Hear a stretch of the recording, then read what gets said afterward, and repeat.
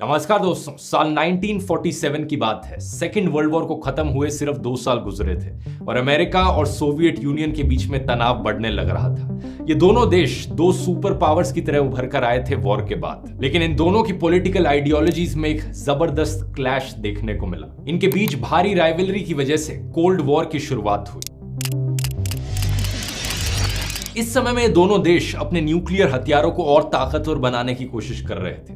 इसी के लिए ये दोनों देश एक इंटरकॉन्टिनेंटल बैलिस्टिक मिसाइल की डेवलपमेंट करने लग रहे थे। एक ऐसी मिसाइल जिसका इस्तेमाल किया जा सके न्यूक्लियर हथियारों को डिलीवर करने के लिए एक कॉन्टिनेंट से दूसरे कॉन्टिनेंट में, अमेरिका से सोवियत यूनियन पर या सोवियत यूनियन से अमेरिका पर। इन आईसीबीएम्स को इतने लंबे डिस्टेंस कवर करने के लिए बेसिकली बाहर की स्पेस में रॉकेट लॉन्च करना पड़ता। तो दोनों देशों को पता था कि अगर किसी भी देश ने ऐसी टेक्नोलॉजी डेवलप कर ली जिससे स्पेस में पहुंचा जा सकता है, तो उस देश के पास हथियारों के मामले में एक बहुत बड़ा एडवांटेज होगा। इसी रीजन से दोनों देश कंपटीशन में लग गए कि कौन पहले स्पेस तक पहुंच सकता है। इन दोनों के बीच में एक स्पेस रेस की शुरुआत साल 1955 में अमेरिका ने अनाउंस किया प्लान कि वो आर्टिफिशियल सैटेलाइट्स लॉन्च करेंगे स्पेस में। To share its meaning is not governed by the efforts of others. We go into space. इस अनाउंसमेंट के कुछ ही दिन बाद सोवियत यूनियन ने कहा कि वो भी आर्टिफिशियल सैटेलाइट लॉन्च करना चाहते हैं। करीब 2 साल बाद अक्टूबर 1957 में सोवियत यूनियन इस रेस में आगे निकल गया। उन्होंने इतिहास रच दिया स्पुतनिक को लॉन्च करके,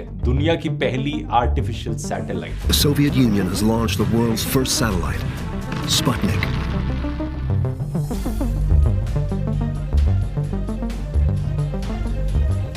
एक महीने बाद उन्होंने एक और सैटेलाइट भेजी, स्पुतनिक 2। इस बार इस सैटेलाइट के अंदर पहली बार एक लिविंग क्रीचर था, एक कुत्ता जिसका नाम था लाइका।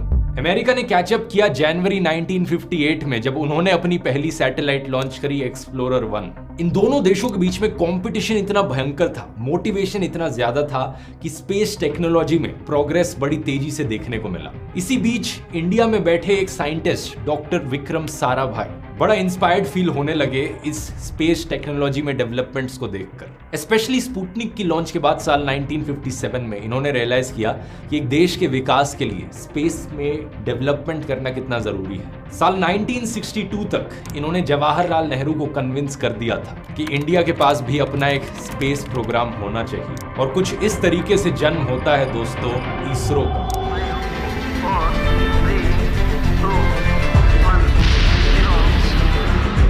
Is aiming to become the 4th space agency to reach the mythical sphere. 16,000 से भी ज्यादा लोगों का इसरो संगठन है।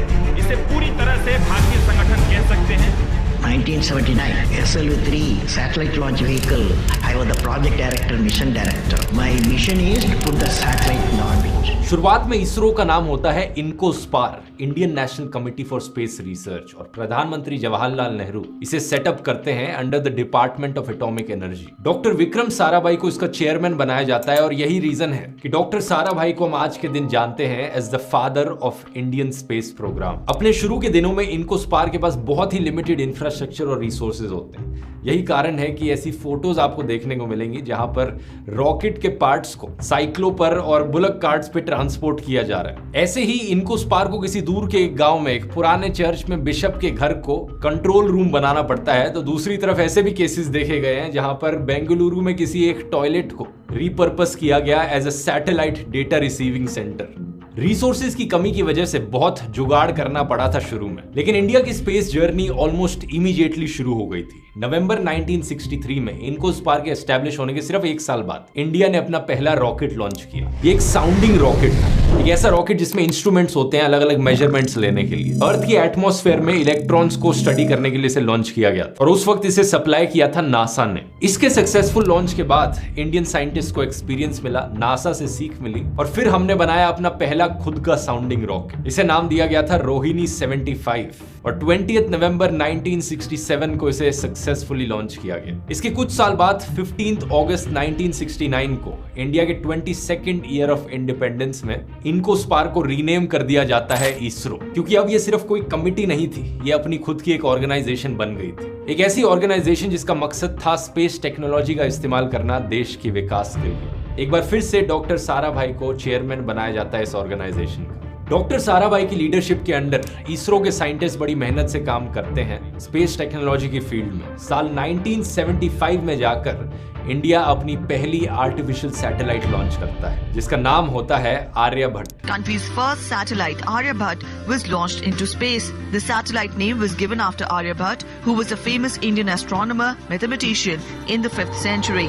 अनफॉर्चुनेटली डॉक्टर साराभाई जिंदा नहीं रहते इस मुकाम को देखने के लिए। उनका देहांत साल 1971 में ही हो जाता है कार्डियक अरेस्ट की वजह से। लेकिन उनके बाद अगले इसरो चेयरमैन बनते हैं सतीश धवन, एक बहुत ही टैलेंटेड मैथमेटिशियन और एरोस्पेस साइंटिस्ट। वैसे जो पहली सैटेलाइट की लॉन्च थी ये की गई थी सोवियत यूनियन से। इसरो ने सोवियत यूनियन की मदद ली थी क्योंकि इंडिया और सोवियत के बीच में एक एग्रीमेंट हुई थी। लेकिन आने वाले दशक में 1980s में नए रिकॉर्ड्स टूटते हैं। इंडिया सक्सेसफुल हो जाता है अपना खुद का सैटेलाइट लॉन्च व्हीकल बनाने में, तो बाकी देशों पर अब रिलाय करने की जरूरत नहीं सैटेलाइट्स लॉन्च करने के लिए। पहला सैटेलाइट लॉन्च व्हीकल SLV-3 इस्तेमाल किया जाता है रोहिणी सैटेलाइट को ऑर्बिट में भेजने के लिए। और इसके बाद इसरो कई और सैटेलाइट लॉन्च व्हीकल्स पर काम करता है, जैसे कि augmented satellite launch vehicle ASLV या फिर polar satellite launch vehicle PSLV, geosynchronous satellite launch vehicles GSLV, जिसका इस्तेमाल किया जाता है सैटेलाइट्स को जियो स्टेशनरी ऑर्बिट्स में भेजने के लिए।